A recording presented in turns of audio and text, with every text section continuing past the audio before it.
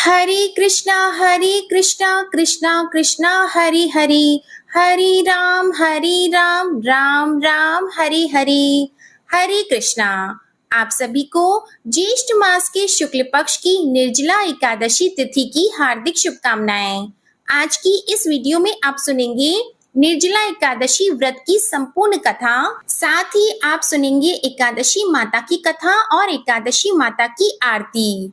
क्योंकि एकादशी के दिन भगवान श्री विष्णु और महालक्ष्मी जी के साथ ही एकादशी माता की पूजा भी की जाती है और कथा भी सुनी जाती है। निर्जला एकादशी को भीमसेनी एकादशी के नाम से भी जाना जाता है और जैसा कि इस एकादशी के नाम से ही पता चलता है कि निर्जला अर्थात जल के बिना। वैसे तो सभी एकादशी व्रत में आप जल का सेवन करते ही होंगे, लेकिन जेठ मास के शुक्ल पक्ष की जो निर्जला एकादशी है, इसमें जल की एक बूंद भी ग्रहण नहीं की जाती। इसी कारण इस व्रत को निर्जला एकादशी के नाम से जाना जाता है। साल भर में पड़ने वाली सभी प्रमुख एकादशियों में से सबसे बड़ी एकादशी इसे माना जाता है। जो व्यक्ति अपने जीवन में एक बार भी एकादशी का व्रत ना रख पाए हो, अगर साल में एक बार आने वाली इस निर्जला एकादशी का व्रत सच्चे मन से श्रद्धा के साथ रखें, तो उनके जन्म जन्मांतरों के पापों का नाश हो जाता है और अंत में मोक्ष की भी प्राप्ति होती है। अब सुनिए निर्जला एकादशी की बड़ी ही दुर्लभ कथा। पौराणिक कथा के अनुसार श्री सूत जी महाराज शौनक आदि ऋषियों को कथा सुनाते हुए कहने लगे, हे ऋषियों, अब सभी व्रत में सबसे श्रेष्ठ, सर्व एकादशियों में सबसे उत्तम निर्जला एकादशी की कथा भी सुनो। एक बार पांडव पुत्र भीमसेन ने वेद व्यास जी से पूछा, हे महाज्ञानी पितामह, मेरे चारों भाई युधिष्ठिर, अर्जुन, नकुल, सहदेव और मेरी माता कुंती तथा मेरी पत्नी द्रौपदी एकादशी के दिन कभी भी भोजन नहीं करते। वे मुझे भी सदा ऐसा ही करने को प्रेरित करते हैं। मैं उनसे कहता हूँ कि मुझसे तो भूख सहन नहीं होती। मैं दान और विधिवत भगवान श्री हरि की पूजा आराधना करूँगा। सो कृपया कर मुझे ऐसा कोई उपाय बताइए मुनिवर कि उपवास किए बिना ही मुझे एकादशी व्रत का पूर्ण फल प्राप्त हो सके। तो व्यास जी बोले, हे भीमसेन, अगर तुम नरक को बुरा और स्वर्ग को अच्छा समझते हो और अंत में मोक्ष की कामना भी रखते हो, तो दोनों पक्षों की एकादशियों को भोजन मत करो। व्यास जी की बात को सुनकर भीमसेन ने फिर से निवेदन किया, हे महामुनि, जो कुछ भी मैं कहता हूँ उसे आप सुनिए। यदि दिन में एक बार भी भोजन मुझे ना मिले तो मैं नहीं रह पाता। तो ऐसी स्थिति में मैं कैसे उपवास करूं? मेरे उदर में वक्र नामक अग्नि का वास है और बहुत सारा भोजन करने से ही मेरी भूख भी शांत होती है। मुनिवर, आप कृपा करके कोई ऐसा व्रत बताइए जिससे विधि पूर्वक करके मैं स्वर्ग को प्राप्त कर सकूं। वह निश्चय करके मुझसे कहिए, जिससे मेरा भी कल्याण हो सके। भीमसेन की परेशानी समझकर व्यास जी कहने लगे, भीमसेन, मनुष्य के लिए सर्वोत्तम वेद का धर्म है, किंतु कलयुग में भी उस धर्म पर चलने की शक्ति किसी में नहीं है। इसलिए थोड़े धन और थोड़े कष्ट से होने वाला बहुत सरल उपाय, जो कि पुराणों में भी लिखा है, वह मैं तुम्हें बताता हूँ। ध्यान से सुनो। दोनों पक्षों की एकादशियों में जो मनुष्य भोजन नहीं करते, वे कभी नरक को नहीं जाते। इन वचनों को सुनकर महाबली भीमसेन पहले तो पीपल के पत्ते की तरह कांपने लगे, फिर डरते हुए बोले, हे पितामह, मैं उपवास करने में बिल्कुल असमर्थ हूँ। इसलिए हे प्रभु, निश्चय करके बहुत फल देने वाला एक ही व्रत मुझसे बताइए। तो व्यास जी फिर बोले, हे भीमसेन, वृष मिथुन राशि के सूर्य में स्थित होने पर ज्येष्ठ मास में शुक्ल पक्ष में जो एकादशी होती है, उसका यत्न पूर्वक निर्जला व्रत करना उचित होगा। स्नान और आचमन करने से जलपान वर्जित, केवल एक घूंट जल से आचमन करें। अधिक पीने से व्रत खंडित हो जाता है। एकादशी के सूर्य उदय से लेकर द्वादशी के सूर्य उदय तक जल ग्रहण ना करें और ना ही भोजन करें, तो बिना परिश्रम ही सभी द्वादशी युक्त एकादशियों का फल प्राप्त हो जाता है। द्वादशी को प्रातः काल स्नान करके सुवर्ण और जल ब्राह्मण को दान करें, फिर ब्राह्मण सहित स्वयं भी भोजन करें। हे भीमसेन, इस विधि से व्रत करने से जो फल मिलता है वह सुनो। सारे वर्ष में जो एकादशियां आती हैं, उन सभी का फल निसंदेह केवल इस निर्जला एकादशी के व्रत से प्राप्त हो जाता है। शंख चक्र गदाधारी भगवान श्री विष्णु स्वयं मुझसे यह कहते हैं कि सब कुछ त्याग करके और मेरी शरण में आ जाओ। और सुनो भीमसेन, एकादशी का व्रत निराहार करने से मनुष्य सभी पापों से मुक्त हो जाता है। सभी प्रकार के तीर्थ और सभी प्रकार के दानों में जो फल प्राप्त होता है, वह सब इस एकादशी के व्रत से ही प्राप्त हो जाता है। कलयुग में दान देने से भी ऐसी सद्गति नहीं होती। अधिक क्या कहूँ भीमसेन, ज्येष्ठ मास के शुक्ल पक्ष की एकादशी को जल और भोजन ना करें। हे वक्रोदर, इस एक व्रत से जो फल मिलता है उसे सुनो। सब एकादशी व्रत से जो धन धान्य और आयु आरोग्यता आदि की वृद्धि होती है, वे सब फल निसंदेह इस एकादशी के व्रत से प्राप्त हो जाते हैं। हे नरसिंह भीम, मैं तुमसे सत्य कहता हूँ कि इसके करने से अति भयंकर काले पीले रंग वाले यमदूत भय देने वाला दंड और फांसी सहित उस मनुष्य के पास कभी नहीं आते, बल्कि भगवान विष्णु के देवदूत उन्हें आकाश में स्वर्ग लोक को लेकर जाते हैं।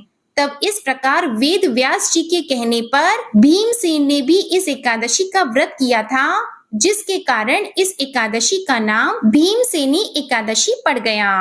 निर्जला एकादशी के दिन निर्जल व्रत रखते हुए शेष शैया रूप में भगवान विष्णु की आराधना का विशेष महत्व माना गया है। इस दिन जलपान निषेध होता है। फिर भी इस व्रत में फलाहार करने के बाद दूध पिया जा सकता है। जो लोग इस दिन निर्जल व्रत नहीं रख सकते, यह नियम केवल उन लोगों के लिए है। इस एकादशी का व्रत करने के बाद द्वादशी तिथि को शुभ मुहूर्त में उठकर स्नान कर ब्राह्मणों को भोजन कर दान दक्षिणा देनी चाहिए। और इस एकादशी के दिन अपनी शक्ति और सामर्थ्य के अनुसार ब्राह्मणों को अनाज, वस्त्र, छतरी, फल, जल से भरे कलश या सुराही और दक्षिणा देने का विधान है। सभी लोग मिट्टी के घड़े का या सुराहियों का, पंखों का, अनाज का दान तो करते ही हैं, साथ ही इस दिन मीठी शरबत की प्याऊ भी लगवाते हैं और लोगों को पानी भी पिलाकर पुण्य कमाते हैं। अब सुनिए एकादशी माता की कथा। एक बार एक राज्य में एक राजा रहा करता था। राजा बहुत ही बुद्धिमान और बलशाली था। राजा सदा ही अपनी प्रजा का बहुत अच्छे से ध्यान रखता था। प्रजा भी राजा को बहुत पसंद करती थी। राजा की 2 बेटियां थी। राजा अपनी दोनों बेटियों से बहुत प्रेम करता था। राजा की छोटी बेटी देखने में बहुत सुंदर और आकर्षित थी और राजा की बड़ी बेटी छोटी बेटी के मुकाबले थोड़ी कम सुंदर थी। राजा की छोटी बेटी माता की पूजा किया करती थी और सभी लोग राजा की छोटी बेटी से बहुत प्रेम करते थे और बहुत प्रशंसा किया करते थे। राजा भी अपनी छोटी बेटी को बड़ी बेटी से अधिक प्रेम करता था, जिसके कारण राजा की बड़ी बेटी को अपनी छोटी बहन से बहुत नफरत होने लगी थी। राजा की दोनों बेटियां जब बड़ी हो गई, तब एक पड़ोस के राज्य में रहने वाले राजकुमार राजा की बड़ी बेटी के लिए रिश्ता लेकर आया। लेकिन जैसे ही उस राजकुमार की नजरें राजा की छोटी बेटी पर पड़ी, तो वह राजकुमार राजा की छोटी बेटी पर आकर्षित हो गया और छोटी बेटी से पहली नजर में प्रेम करने लगा। उस राजकुमार ने राजा की बड़ी बेटी के साथ विवाह करने से मना कर दिया और उसने राजा से कहा कि मैं आपकी छोटी बेटी से विवाह करना चाहता हूँ। ये सब देखकर राजा की बड़ी बेटी अपनी छोटी बहन से बहुत क्रोधित हो गई और राजा की बड़ी बेटी ने अपनी छोटी बहन को अपना सबसे बड़ा दुश्मन मान लिया। राजा की बड़ी बेटी ने अपनी छोटी बहन से बदला लेने का निर्णय किया। राजा की बड़ी बेटी ने अपनी छोटी बहन को जान से मारने का उपाय सोचा। राजा की बड़ी बेटी ने अपनी छोटी बहन को मारने के लिए सबसे पहले एक लड्डू में जहर मिलाकर अपनी छोटी बहन को दे दिया और उसको लड्डू खाने के लिए कहा। लेकिन लड्डू खाने के बाद भी छोटी बहन को कुछ भी नहीं हुआ। बड़ी बहन ये देखकर बहुत आश्चर्यचकित हो गई, लेकिन बड़ी बहन ने हार नहीं मानी। जब उसकी छोटी बहन रात में कमरे में सो रही थी, तब उसने एक मटके में सांप रखकर उसके कमरे में छोड़ दिया, लेकिन सांप भी छोटी बहन का कुछ नहीं कर पाया। जिसके बाद बड़ी बहन ने अपनी छोटी बहन से कहा कि चलो हम लोग कुएं में से पानी भर कर लाते हैं, जिसके लिए वह अपनी छोटी बहन को पानी भरने के बहाने कुएं के पास ले गई और उसने अपनी छोटी बहन को कुएं में धक्का दे दिया। लेकिन छोटी बहन को तब भी कुछ नहीं हुआ, क्योंकि हर बार ग्यारस माता उसकी रक्षा कर रही थी और उधर बड़ी बहन अपने सारे प्रयास के बाद भी असफल हो रही थी, जिससे वह बहुत क्रोधित हो गई और फिर उसने अपनी छोटी बहन के पास जाकर उससे प्रश्न किया कि मेरी छोटी बहन, क्या तुमको पता है कि भगवान ने सबको मृत्यु एक निश्चित समय पर लिखी हुई है और कैसे तुम्हारी या मेरी मृत्यु होगी, क्या ये तुम जानती हो? तब छोटी बहन ने अपनी बड़ी बहन को बताया कि हाँ दीदी, मैं तो जानती हूँ मेरी मृत्यु कैसे होगी। छोटी बहन से ये सब बातें सुनकर बड़ी बहन मन ही मन बहुत प्रसन्न होने लगी और उसने अपनी छोटी बहन से कहा कि तो मुझे अपनी मृत्यु का राज बताओ। तब छोटी बहन ने अपनी बड़ी बहन से कहा कि मेरी मृत्यु तो एक तोते में है, जो तोते के गले में एक हार है, उससे मेरी मृत्यु होगी। जब तक कोई भी व्यक्ति तोते को मारकर उस हार को अपने गले में पहनेगा तो मैं मूर्छित हो जाऊंगी, और जैसे ही उस हार को अपने गले से उतारेगा तो मैं वापस से जीवित हो जाऊंगी। अपनी छोटी बहन की मृत्यु का राज जानकर बड़ी बहन बहुत खुश हुई और उसने अपनी छोटी बहन को मारने के लिए उसके पालतू तोते को ढूंढना शुरू कर दिया। और छोटी बहन को इस बात का आभास हो गया था कि कोई उसकी जान लेना चाहता है, जिसके लिए वह अपने पिताजी के पास गई और उसने अपने पिताजी से कहा कि पिताजी, मेरी मृत्यु के बाद आप मुझे मत जलाइएगा, बल्कि आप मुझे अपनी पुरानी वाली हवेली में एक पलंग में लिटाकर छोड़ दीजिएगा। अपनी छोटी लड़की की ये बातें सुनकर राजा बहुत आश्चर्यचकित हो गया। राजा ने अपनी छोटी बेटी से पूछा कि बेटी, तुम ये क्या कह रही हो? तब राजा की छोटी बेटी ने बताया कि पिताजी, समय किसी के लिए नहीं रुकता है, क्या कब किसको हो जाए इसका किसी को कुछ नहीं पता। फिर राजा ने अपनी छोटी बेटी से कहा कि तुम ऐसी बातें क्यों करती हो? 2-3 दिन के बाद तो तुम्हारा विवाह है। लेकिन छोटी बेटी ने अपने पिताजी को ऐसा करने पर मजबूर कर दिया और उनसे वचन ले लिया। राजा ने भी अपनी छोटी बेटी की बात स्वीकार कर ली और 2-3 दिनों के बाद जब शादी का समय आया, तब राजकुमार बारात लेकर राजा के घर आया और राजकुमार और राजा की छोटी बेटी का विवाह शुरू हो गया। जैसे ही राजा की छोटी बेटी राजकुमार के साथ फेरे लेना शुरू हुई, तो उसकी बड़ी बहन अपनी छोटी बहन के कमरे में जाकर उसके तोते को पकड़ लेती है और उसको जान से मार देती है। तोते के गले में जो हार था उसको अपने गले में धारण कर लेती है, और जैसे ही बड़ी बहन उस हार को अपने गले में धारण करती है तो उधर छोटी बहन 3.5 ही फेरे ले पाती है और वहीं पर बेहोश होकर गिर जाती है। जिसके बाद राजा ने बड़े बड़े दर्द हकीमों को बुलाया और अपनी छोटी बेटी का इलाज करने के लिए कहा। राजा की बात सुनकर जब वैद्य ने छोटी बेटी को देखा तो राजा को बताया कि आपकी छोटी बेटी ना तो जीवित है और ना मरी हुई है, ऐसा मैं पहली बार देख रहा हूँ। राजा ने वैद्य और हकीम को ये बात बाहर बताने से मना कर दिया और उनको कहा कि अगर तुमने ये बात किसी को बाहर बताई तो हम तुमको फांसी दे देंगे। राजा ने अपनी छोटी बेटी को पुराने महल में जाकर एक पलंग में लेटा दिया और वहां पर कुछ सैनिकों को तैनात कर दिया। इसके बाद राजा वापस अपने महल पर आ गया। राजा की बड़ी बेटी अपने पिताजी के पास आई और कहने लगी कि पिताजी, अगर ये शादी संपन्न नहीं हुई तो आपकी इज्जत का क्या होगा? आप कहें तो मैं आपकी इज्जत बचाने के लिए राजकुमार से शादी करने के लिए तैयार हूँ। जिसके बाद राजा ने अपनी बड़ी बेटी की बात मान ली और राजा ने बड़ी बेटी को छोटी बेटी के कपड़े पहनाकर मंडप में भेज दिया। लेकिन राजकुमार ये जान गया कि ये राजा की छोटी बेटी नहीं है, बल्कि ये राजा की बड़ी बेटी है। लेकिन जब राजकुमार ने शादी करने से मना किया, तो सभी लोगों ने राजकुमार को बेबस करके राजा की बड़ी बेटी से बचे हुए फेरों को संपन्न करा दिया और विवाह संपन्न हुआ, जिसके बाद राजकुमार राजा की बड़ी बेटी को अपने महल में ले गया। विवाह होने के बाद राजकुमार उससे ना तो बात करता था, ना उसे पसंद करता था और ना ही उसके आसपास भटकता था। और राजकुमार ने ये फैसला लिया था कि वह अपनी प्रेमिका को ढूंढ कर रहेगा और ये जानकर रहेगा कि उसके साथ क्या हुआ है। एक दिन राजकुमार अपने घोड़े पर सवार होकर राजा के पुराने महल के पास पहुंचा, जहां पर उसने कुछ सैनिकों को देखा। महल के पास पहुंचकर राजकुमार ने जब महल को ध्यान से देखा, तो वह समझ गया कि ये तो हमारे ससुर जी का महल है। तब राजकुमार ने सैनिकों से पूछा कि तुम लोग यहाँ क्या कर रहे हो और इस महल के अंदर उस पलंग में कौन लेटा है। जिसके बाद सैनिकों ने बताया कि यहाँ पर राजा की छोटी बेटी लेटी है। ये सुनकर राजकुमार बहुत प्रसन्न हो गया और वह तुरंत अपनी प्रेमिका के पास पहुंच गया और उसकी सेवा करने लगा। जैसे ही रात हुई तो राजा की छोटी बेटी उठकर खड़ी हो गई। राजकुमार ये देखकर बहुत खुश हो गया और उसने अपनी प्रेमिका से पूछा कि तुम यहाँ क्या कर रही हो? तुम मेरे साथ मेरे घर चलो। राजा की छोटी बेटी ने राजकुमार को सारी बातें बता दी कि मेरी जान एक तोते में बसती थी और मैंने ये बात सिर्फ अपनी बड़ी बहन को बताई थी और मुझे पता है कि उसने ही मुझे मारने का प्रयास किया है।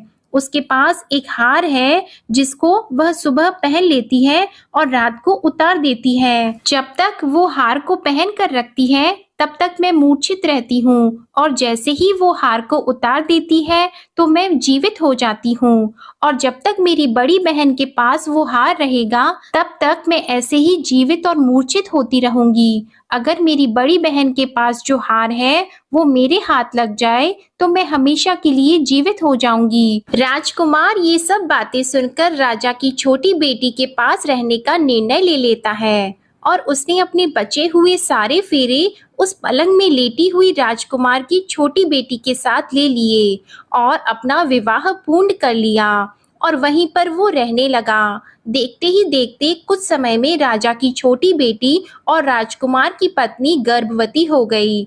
एक दिन राजकुमार को किसी काम से बाहर जाना पड़ा।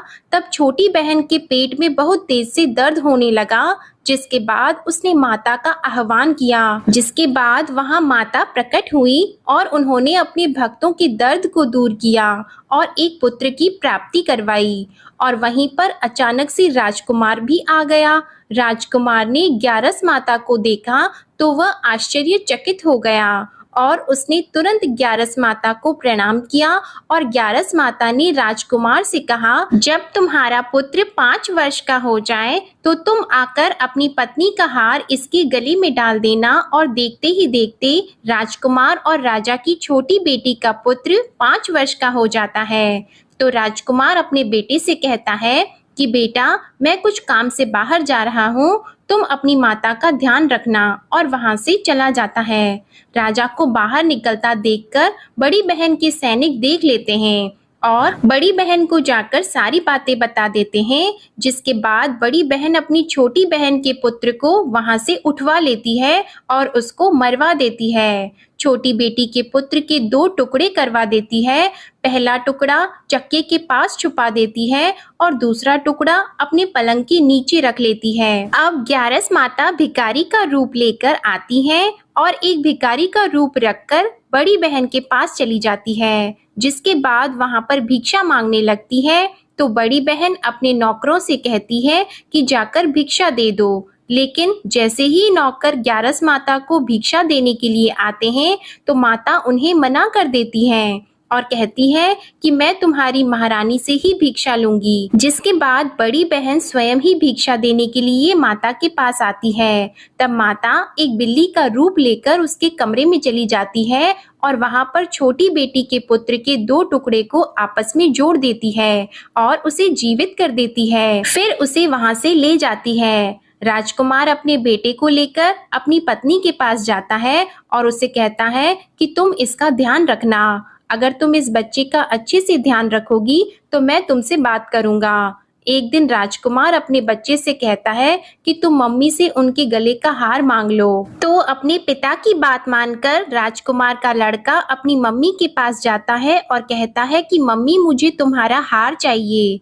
यह सुनकर पहले तो बड़ी बहन बहुत क्रोधित होती है, पर उसको यह याद आता है कि राजकुमार ने कहा था कि अगर मैं इस बच्चे का ध्यान अच्छे से रखूंगी तो वह मुझसे बात करेंगे, जिसके कारण वह हार उस बच्चे को दे देती है और वह तुरंत हार को ले जाकर अपने पिताजी को दे देता है। और तभी राजकुमार अपने बेटे को लेकर वहां से जाने लगता है और अपनी पत्नी से कहता है कि तुम हमारे लिए खाना बनाकर रखना, मैं शाम को आकर तुम्हारे साथ खाना खाऊंगा। और वह अपने बेटे को लेकर वहां से चला जाता है, जिसके बाद वह राजा के पास जाता है और उनको सारी बातें बता देता है। राजा अपनी बड़ी बेटी की ये करतूत सुनकर बहुत क्रोधित होते हैं और अपनी परवरिश पर ही दोष देने लगते हैं।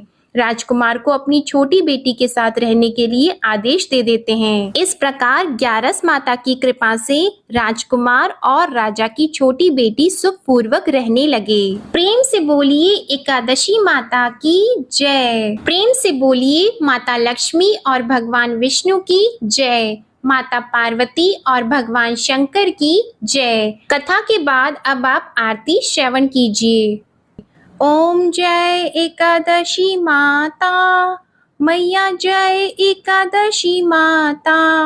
विष्णु पूजा व्रत को धारण कर, विष्णु पूजा व्रत को धारण कर, शक्ति मुक्ति पाता।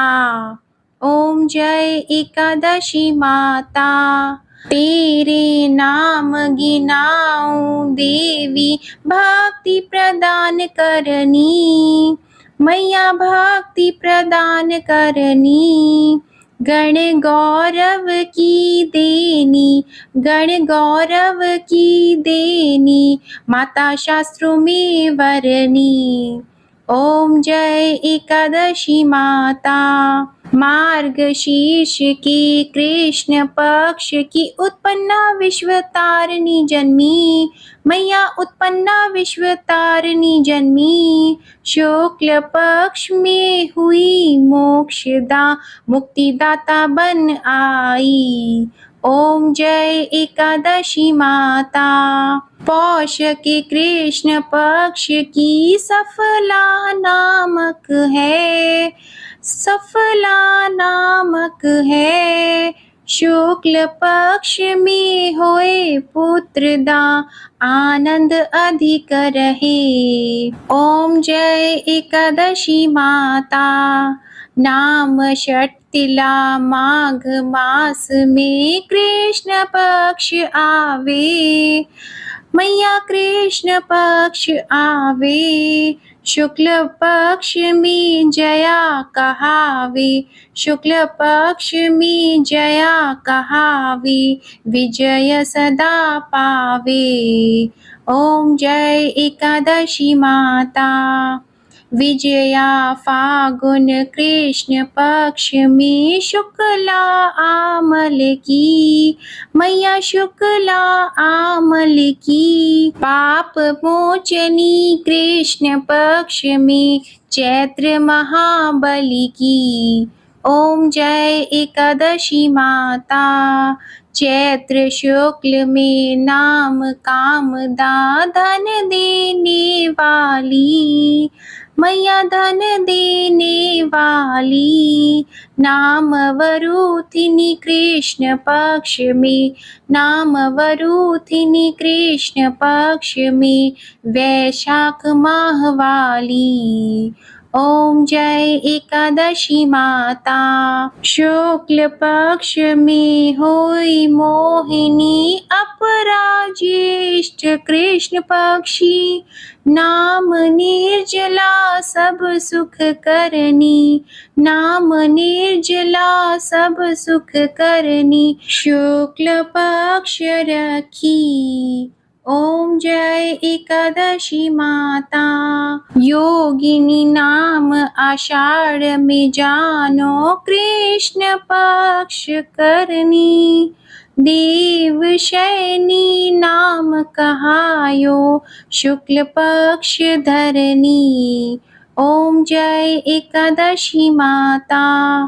कामिका श्रावण मास में आवे कृष्ण पक्ष कहिए। श्रावण शुक्ला होए पवित्रा आनंद से रहिए। ओम जय एकादशी माता। अजा भाद्रपद कृष्ण पक्ष की परिवर्तिनी शुक्ला। इंद्रा आश्विन कृष्ण पक्ष में, इंद्र आश्विन कृष्ण पक्ष में व्रत से भवसागर निकला। ओम जय एकादशी माता। पापंकुशा है शुक्ल पक्ष में आप हरनहारी। रमा मास कार्तिक में आवे सुखदायक भारी। ओम जय एकादशी माता। देवोत्थानी शुक्ल पक्ष की दुख नाशक मैया। मैया दुख नाशक मैया।